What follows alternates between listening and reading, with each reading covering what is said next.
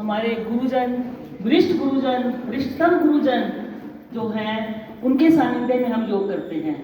तो लेकिन जब हम योग करते हैं, अब हमारे सुभाष सर जो हैं उनकी जो इस योग यात्रा में जो उनका सहयोग है और सरला भाभी जी का जो सहयोग है वो किसी से छुपा हुआ नहीं है। लेकिन जब इतना काम होता है तो कुछ परेशानियां भी आती हैं। तो जो परेशानियां आती हैं तो वो भी हमने आपस में ही शेयर कर दी हैं।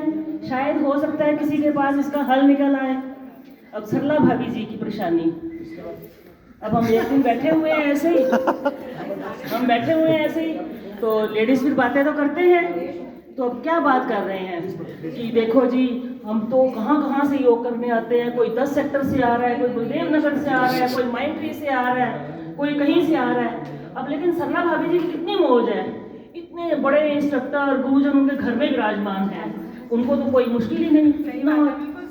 कितना स्लिम ट्रिम रखा हुआ है, बिल्कुल जी बिल्कुल, वेल मेंटेन्ड।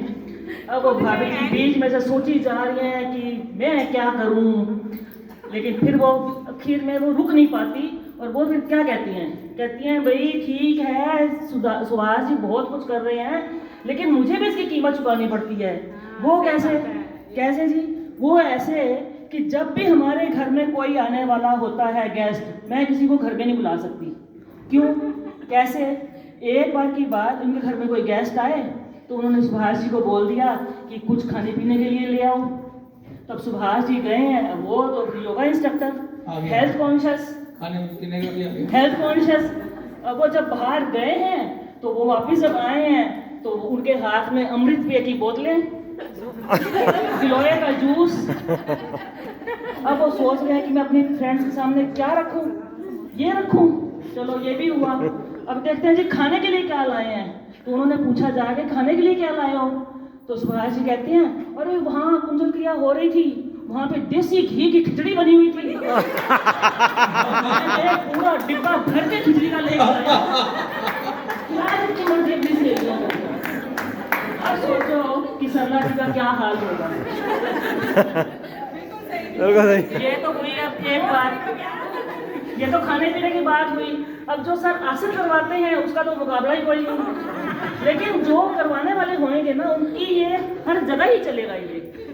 अब वो कहते हैं एक बात सरला जी बता रहे कि एक बात मेरी और सुन लो, अब इसका हल बताओ क्या करूं मैं। और ये कहीं भी जाते हैं ना तो भाई साहब और भाभी जी तो है, हाथों में हाथ डाल के और बाहों में बाहें डाल के चलते हैं पूरे फंक्शन के दौरान।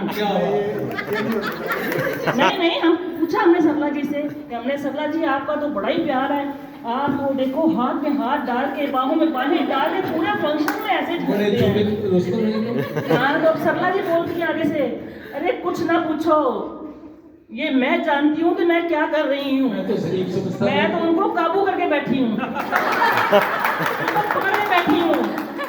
अब मेरे भाई के बेटे की शादी, हम वहाँ गए हैं और ये फूफा जी। अब शादी में फूफा जी की क्या इम्पोर्टेंस होती है सबको पता है। गरम सूट, ऊपर गुलाबी पगड़ी डाली हुई है और वो सब कह रहे हैं जी आपने मिलनी करनी है, आगे आगे रहना। और जब मिलने का टाइम आया तो सुभाष जी गायब।